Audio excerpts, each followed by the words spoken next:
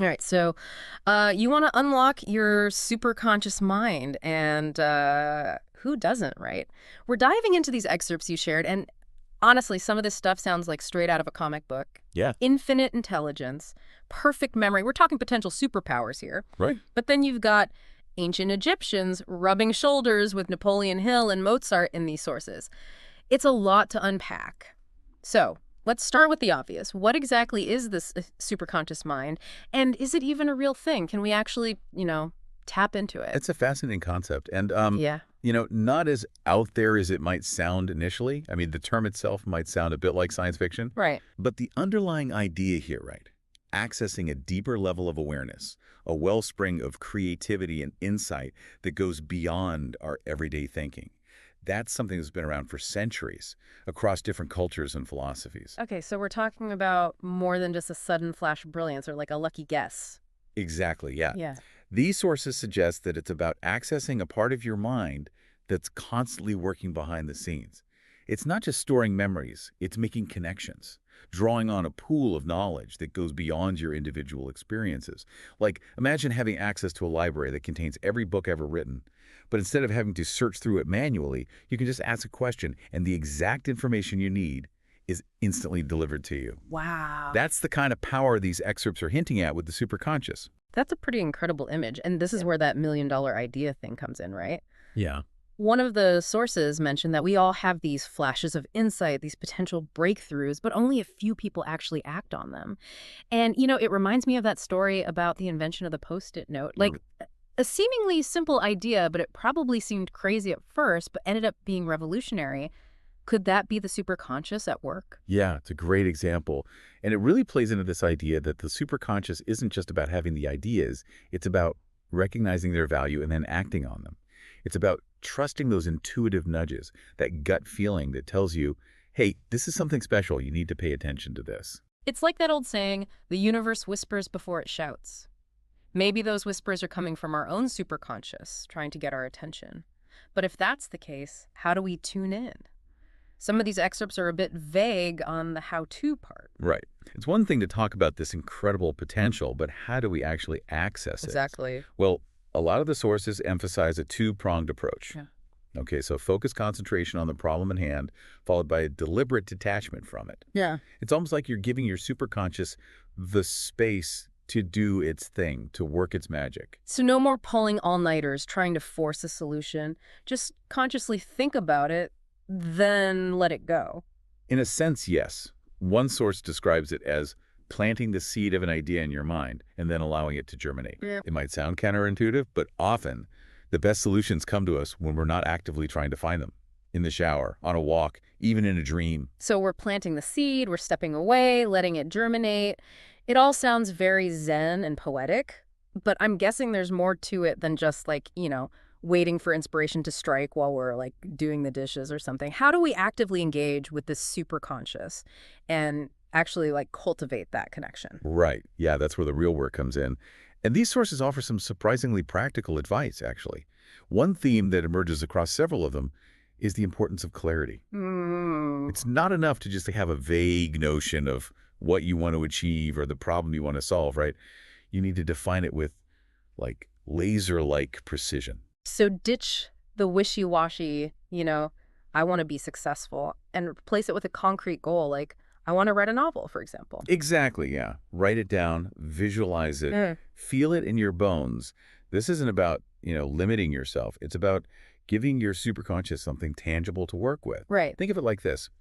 You wouldn't just throw a bunch of ingredients in a bowl and expect a cake to magically appear, would you? Right. You need a recipe, specific instructions.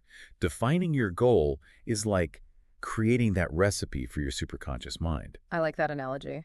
But a cake recipe needs more than just a goal, right? You need ingredients. Is that where the research comes in? One of these sources mentioned that after you've defined your goal, the next step is to, really immerse yourself in information related to it. Absolutely. This is where you're essentially gathering the raw materials your superconscious will use to create those aha moments. Read everything you can get your hands on, talk to experts, explore different perspectives. Don't be afraid to get into the nitty-gritty details. That makes sense. The more information your superconscious has to work with, the more connections it can make, the more creative solutions it can generate. So you're saying that preparation is key to unlocking those superconscious breakthroughs. It's not just about passive inspiration, it's about actively feeding your mind with the right fuel. Precisely. And here's the really fascinating part. Mm. One source suggests that after you've done that deep dive into research and conscious problem solving, you should actually make a deliberate effort to, well, kind of forget about it. Wait, seriously, forget about it after all that work. I think my brain might need a bit more convincing on that one. What's the thinking behind that strategy? Well, it goes back to that idea of letting go, right? Of Yeah. not forcing the solution. This source argues that when we obsess over a problem, we actually block our superconscious from doing its thing.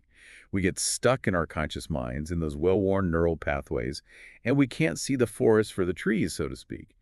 By shifting our focus, by engaging in something completely different, whether it's, taking a walk, listening to music, or working on a totally unrelated project, we create the mental space for those new connections to form, for those superconscious insights to bubble up to the surface. So we've loaded up on information, we've given our superconscious a clear goal, and then we distract ourselves with a playlist of 80s power ballads.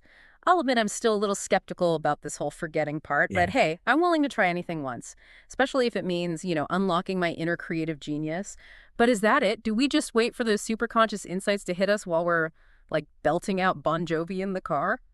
Well, it's not just about distraction. One source dives into this idea of active solitude. It's about carving out dedicated time for what it calls inner listening. Okay, now you're talking my language. Inner listening, that sounds intriguing. Tell me more. Essentially, it's about creating like the ideal conditions for your superconscious to communicate with you. The source recommends finding a quiet place where you can be alone, free from distractions, no phones, no screens, no people demanding to know what's for dinner. And then, and this is the really radical part, you just be. Just be. That sounds terrifyingly simple. No mantras to chant, no breathing exercises, no guided meditations. Nope. The source is pretty clear about this. You just sit in silence and listen. Yeah. It's about quieting the external noise so you can actually tune into your own inner wisdom. I can see how that would be really challenging, in our always on, constantly connected world, but also incredibly powerful. It's like we're so busy consuming information from the outside that we've completely forgotten how to tap into that like wellspring of wisdom that's already within us. Exactly. And this source suggests that when we create that space for silence and solitude, when we quiet the mental chatter, that's when those superconscious whispers become impossible to ignore. This reminds me of that quote from Thoreau. I went to the woods because I wished to live deliberately, to front only the essential facts of life. It seems like this idea of active solitude is about connecting with that same spirit of deliberate living, of stripping away the non-essential and tuning into something deeper within ourselves. That's a beautiful way to put it. And these sources make it clear that this ability to tap into your superconscious, it's like a muscle. The more you use it, the stronger it gets. So it's not some mystical ability that only a select few are born with.